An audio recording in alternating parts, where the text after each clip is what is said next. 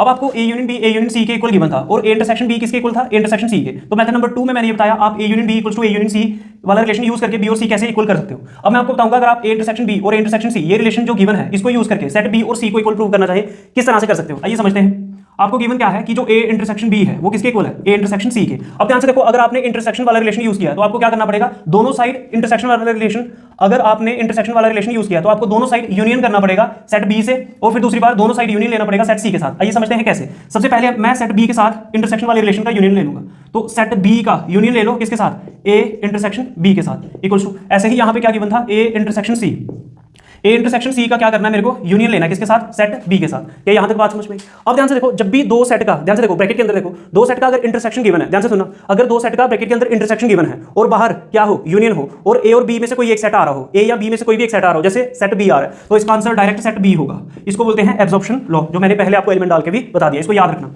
अब यहां पे लगेगा क्या, डिस्ट्रीब्यूटिव लॉ। डिस्ट्रीब्यूटिव लॉ कैसे लगता है मैंने पहले आपको बता दिया, मैं डायरेक्ट करूंगा, बी यूनियन ए करना पड़ेगा, ठीक है, B union A, B union A, फिर इंटरसेक्शन, फिर क्या, बी यूनियन सी।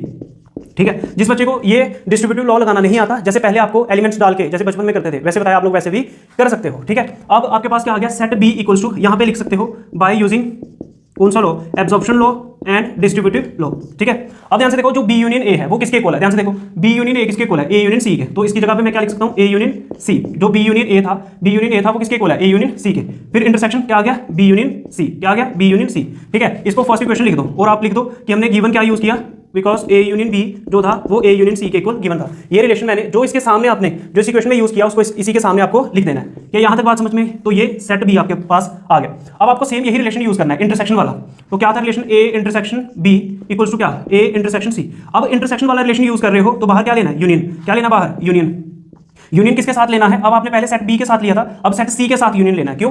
क्योंकि आपने बी और सी को इक्वल प्रूव करना है। अब ध्यान से देखो जब भी यहां पे देखो, यहां पे तो डायरेक्ट डिस्ट्रीब्यूटिव लॉ लगेगा। ध्यान से देखो क्योंकि ए इंटरसेक्शन बी है और बाहर इन दोनों में से कोई एक सेट और है, बी ए और बी में से नहीं है, सी है, तो यहां पे सी यूनियन ए आएगा। ठीक है, सी यूनियन ए, डिस्ट्रीब्यूटिव लॉ लगा रहा हूं, सी यूनियन ए, फिर इंटरसेक्शन सी यूनियन बी। जिस बच्चे को डायरेक्ट समझ में नहीं आता जैसे पहले बताया वैसे करिए। अब देखो जब भी दो सेट का इंटरसेक्शन हो, ए इंटरसेक्शन सी, और बाहर क्या हो, यूनियन हो, ए और सी में से कोई एक सेट आ रहा हो, जैसे सी आ रहा है, तो इसका आंसर डायरेक्ट सेट सी होगा, एब्जॉर्प्शन लॉ। ठीक है, अब इसको मैं इक्वेशन मान लेता हूं सेकंड। ध्यान से देखो फर्स्ट और सेकंड इक्वेशन को देखो, फर्स्ट इक्वेशन की राइट साइड देखो, A union C intersection B union C. अब राइट साइड की, अब सेकंड इक्वेशन की लेफ्ट हैंड साइड देखो, ए यूनियन सी, देखो इसके साथ A union C, A union C, intersection intersection, B union C, B union C. तो first equation की राइट हैंड साइड और सेकंड इक्वेशन की लेफ्ट हैंड साइड इक्वल है। अगर मैथमेटिक्स में ये रूल है, अगर किन्हीं भी दो इक्वेशन की लेफ्ट साइड और इसकी राइट के इक्वल है, या इसकी राइट हैंड साइड इसकी लेफ्ट हैंड साइड के इक्वल है, तो इसकी लेफ्ट हैंड साइड इस इक्वेशन की राइट हैंड साइड के इक्वल होगी। लिखते कैसे इसको, from equation first and second, first and second equation आपको डायरेक्टली देना है, सेट बी और सेट सी इक्वल